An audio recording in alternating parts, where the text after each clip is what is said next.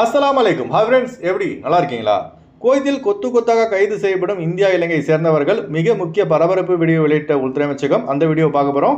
அடுத்து Kuwait airport திறக்க தயாராகி வருகிறது. விமான நிறுவனம் வெளியிட்ட முக்கிய தகவல். அடுத்து குவைத் மீது எந்த ஒரு தாக்குதலும் பதிவாகவில்லை. பாதுகாப்பு அமைச்சகம் வெளியிட்ட முக்கிய தகவல்.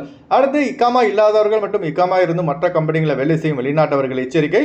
அடுத்து புதிய விசாவில் குவைத் வருபவர்களுக்கான புதிய அப்டேட். இப்படி பல முக்கியமான தகவல் இந்த வீடியோவில் இருக்குது. வீடியோ ஃபுல்லாக பாருங்கள். உங்கள் நண்பர்கள் அனைவருக்கும் கட்டாயமாக இந்த வீடியோ ஷேர் செய்யுங்க. இப்போ வாங்க குவைத்துடைய மிக முக்கியமான நியூஸை பார்ப்போம். குவைத்தில் இப்போ கடந்த 3 நாட்களாகவே எந்த ஒரு தாக்குதலும் பதிவாகவில்லை. அல்ஹம்துலில்லாஹ். குவைத் மட்டும் இல்லைங்க, ஜிசிசி நாடுகளான Saudi Arabia, Bahrain, Qatar, Arab Emirates, Oman ஆகிய நாடுகள் மீது எந்த ஒரு தாக்குதலும் மாஃபி. அதனால இப்போ ஒவ்வொரு அரபு நாடுகளும் தங்கள் நாட்டில் இல்லீகலாக வசிக்கும் வெளிநாட்டவர்களை கண்டுபிடித்து நாடு கடத்தும் முயற்சியில் தீவிரம் காட்டி வருகிறது. குறிப்பாக பார்த்தீங்கன்னா குவைத் மற்றும் சவுதி அரேபியாவில். அதனால குவைத்தில் இக்காமா எக்ஸ்பைரி ஆகி இல்லீகலாக உள்ளவர்கள் மற்றும் இக்காமா இருந்தும், அதாவது விசா இருந்தும் மற்ற கம்பெனிகளை இல்லீகலாக வேலை செய்யும் நம்பாளுங்க அதிக எச்சரிக்கையாக இருங்க. அதுபோல இக்காமா இல்லாமல் இருப்பவர்களுக்கு அடைக்கலம் கொடுக்கும் நபர்களையும் உள்துறை அமைச்சகம் எச்சரித்துள்ளது. இந்த வீடியோவை பாருங்க. குவைத்துடைய மினிஸ்ட்ரி ஆஃப் இன்டீரியர் அபிஷியலா இந்த வீடியோ வெளியிட்டிருக்காங்க. இல்லீகலாக குவைத்தில் வசித்தவர்கள் ஆண் பெண் வெளிநாட்டவர்கள் அனைவரையும் கொத்தாக கைது செய்து குவைத்தின் அபிஷியல் ஏர்லைன்ஸான குவைத் ஏர்வேஸ் விமானம் மூலம் டெல்லிக்கு அனுப்பப்பட்டுள்ளார்கள். அதாவது குவைத் ஏர்போர்ட்ல இருந்து சிலருக்கு டவுட் வரலாம், ப்ரோ குவைத் ஏர்போர்ட் தான் க்ளோஸ்டா இருக்கும்போது இவங்களை மட்டும் எப்படி குவைத் ஏர்போர்ட்ல இருந்து போனார்கள் என்று.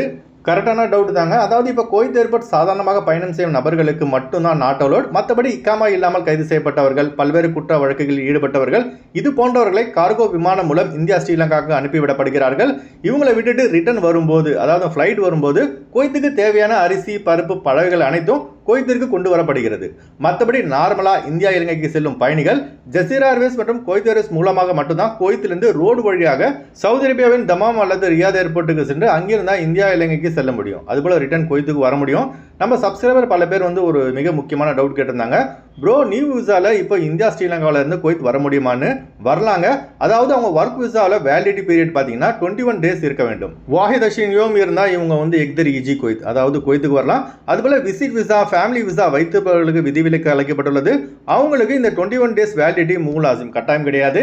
அதுபோல இப்போ லேட்டஸ்டாக கிடைத்த தகவல் படி குவைத் ஏர்போர்ட் ஓபன் செய்யப்படுவதற்கு தயாராகி வருகிறது. இந்த அமெரிக்காக்கார நடுவில் புகுந்து ஏதாவது செய்யாமல் இருந்தால் போதும், குவைத் ஏர்போர்ட் இன்ஷா அல்லாஹ் அதிகபட்சம் ஒரு வாரத்தில் திறக்கப்படும் என்று நம்பப்படுகிறது. இந்த அமெரிக்க அதிபர் டொனால்டு ட்ரம்புக்கு ஹிதாயத்தை கொடுக்க அல்லாஹ்விடம் பிரார்த்தனை செய்யுங்க. இவன் செய்கிற வேலையால எத்தனை பேருக்கு தலைவலி பாருங்க. நிம்மதியாக ஊருக்கு போக முடியல, ஊர்லேருந்து ரிட்டர்ன் குவைத் வர முடியல. நாம் வாங்குற 150 தினார் 200 தினார் சம்பளத்துக்கு எவ்வளோ போராட வேண்டியதாக இருக்குது. ஊரில் விலைவாசி அதிகம், ஊர்லேயும் இருக்க முடியாது, குவைத்தில் சண்டை பிரச்சனை வேற, இதெல்லாம் சமாளித்து தான் குடும்பத்தை ஓடுறதா இருக்குது. ஒரு மாதம் ஊரில் ஃபேமிலியோடு இருப்பதற்கு 335 நாள் குவைத்தில் கஷ்டப்படுறோம். இதுதாங்க வெளிநாட்டவர்களின் நிலைமை. ஒரு முறை குவைத்தில் காலை எடுத்து வச்சுட்டா போதும், ஹலாஸ் முடிஞ்சது.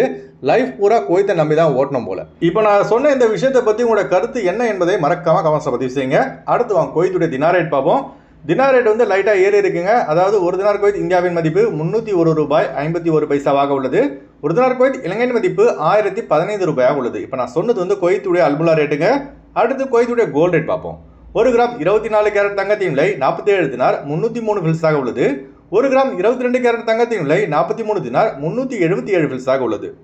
ஓகே ஃப்ரெண்ட்ஸ், இந்த வீடியோ ஷேர் செய்யுங்க. இந்த வீடியோ சம்பந்தமாக நீங்கள் என்ன நினைக்கிறீங்க என்பதை மறக்காம கமெண்ட்ஸ் பதிவு செய்யுங்க. எப்போதும் இணைந்திருப்போம். உங்களின் ஒருவன் ஜியாவுதீன். அஸ்ஸலாமு அலைக்கும்.